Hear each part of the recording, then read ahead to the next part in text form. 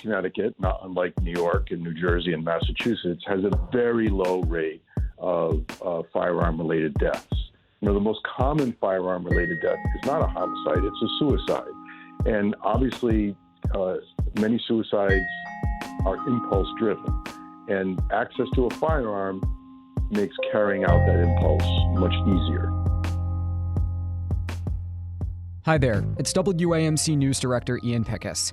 And on this episode of the WAMC News Podcast, I speak with Mike Lawlor. He's a former member of the Connecticut House of Representatives who wrote that state's landmark red flag law in 1999. Now he teaches criminal justice at the University of New Haven. We spoke Wednesday about the mass shooting in Boulder, constitutional concerns around gun control, and why he thinks a federal approach to red flag laws is needed. We're speaking about, unfortunately, awful news, this mass shooting in Boulder, which follows another one in recent days in the Atlanta area. As you see these shootings pick back up, what's your initial reaction? Well, each one of these episodes points a spotlight at shortcomings in our system for regulating gun possession, gun sales throughout the country. As it turns out, some states, including my state, Connecticut, have made great strides in closing these loopholes, but other states, including Georgia and Colorado, have not. It's too early to really know that many details about what has transpired in Boulder, but based on what I've read, it seems as if the alleged shooter in this case would have been a candidate for the red flag law like Connecticut's, which you wrote back in 1999. Does that sound right to you? Yeah, I think we're all reading the same thing, and there's no question this young guy would have certainly been a subject of our red flag law. But it relies on people saying something, right? We have this constant mantra of saying, if you see something, say something. And based on press reports, it sounds like his immediate family were well aware that he had some serious mental health issues. Whether or not he ever got treatment for those, we don't know. But what we do know is just a couple of days before this shooting, they saw him walking around the house with what they described as a machine gun. And one would think that if you put two and two together, a history of paranoia and other serious mental health syndromes, plus sudden acquisition of an assault weapon, you would think to reach out to somebody and raise the alarm, wave the red flag. But that obviously did not happen. Why are people afraid to do that? I'm not sure if people are afraid to do it. I think people aren't sure that they have the option of doing it. In Colorado, clearly they do not. But you can always call the police and you can always explain what you're seeing. The question is, what, if any, action can the police take in a situation like that? And on top of that, right, without in any way stigmatizing persons with mental illness, and I think that's an important goal to not do that. But when you see someone who has a lifetime of very serious mental health symptoms, you've got to do something. Try and get them into treatment. It sounds like his family was relatively sophisticated. Why they, assuming they did not ever seek out such treatment, you have to ask the question why, because that by itself could have prevented this tragedy. So back to the issue of a red flag law, how does the law that you worked on in Connecticut about 2 decades ago actually work? So the Connecticut law was inspired by a couple of tragedies here where there was, in one case, an employee came in and shot up the Connecticut lottery headquarters and killed a bunch of his coworkers. And in that particular case, people said after the fact, well, we're not surprised. He showed all these signs. He was acquiring guns. He attempted suicide. He had a grudge, and it occurred to some of us that, why can't there be an option to do something prior to the tragedy actually taking place, right? Because, it is legal to have a gun in Connecticut and most other places, right?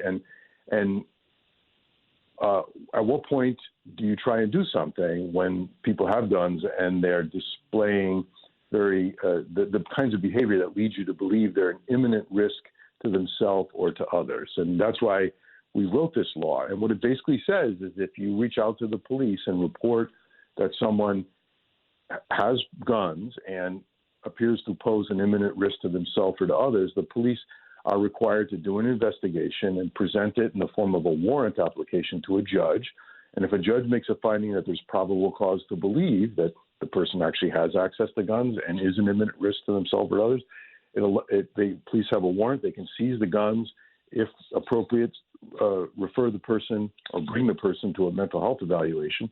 And then the process by which that person gets their guns back takes place in court, where the state has a burden of proof. So in other words, it fulfills the very important Fourth Amendment safeguards about searching and seizing items from people, right?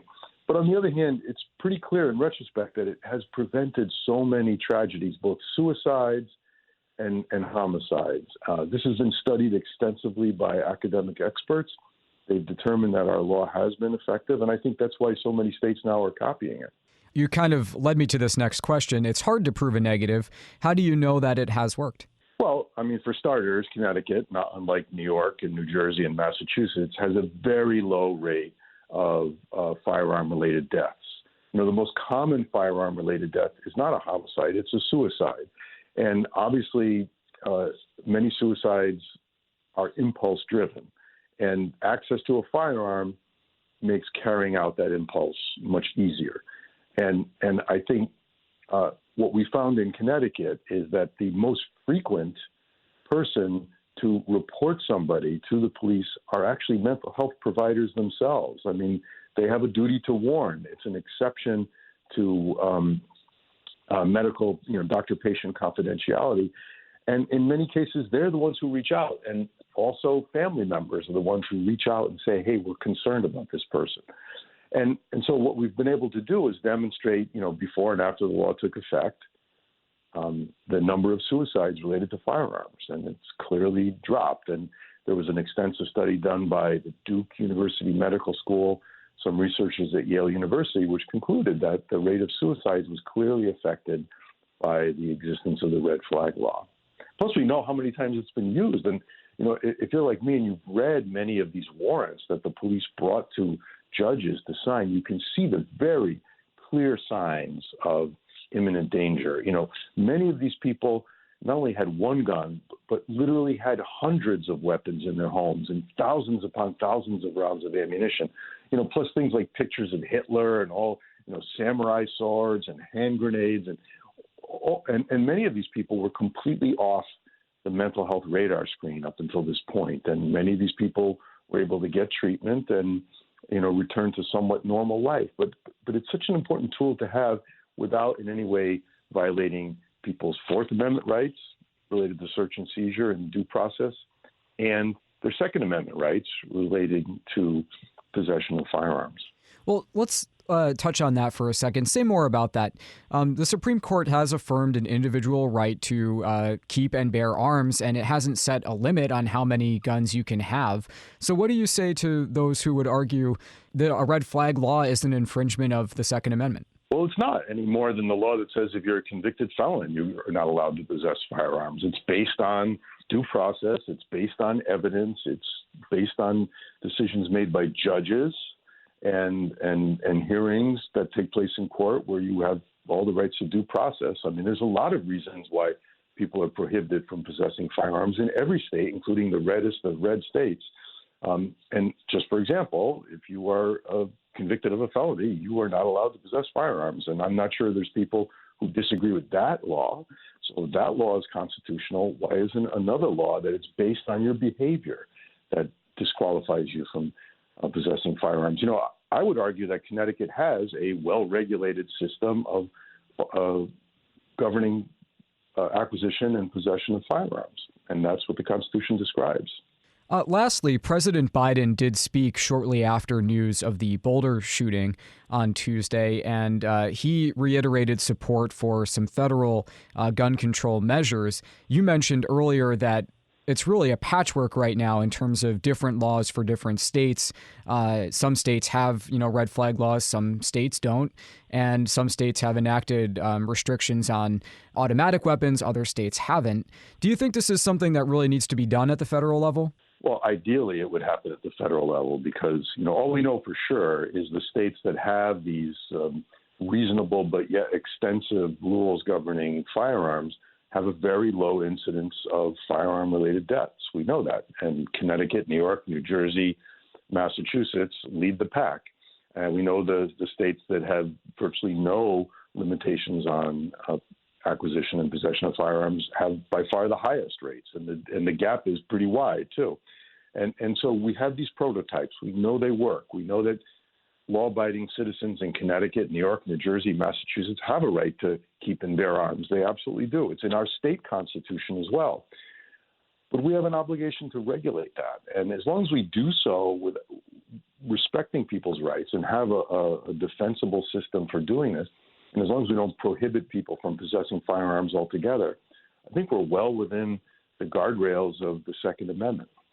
Mike Lawlor teaches criminal justice at the University of New Haven in Connecticut, and he's a former member of the Connecticut House of Representatives. Thank you for taking this time for us. Appreciate your insights. Thanks, Ian. All right, that does it for this episode of the WAMC News Podcast. Thanks so much for listening. Until next time, I'm Ian Pickus.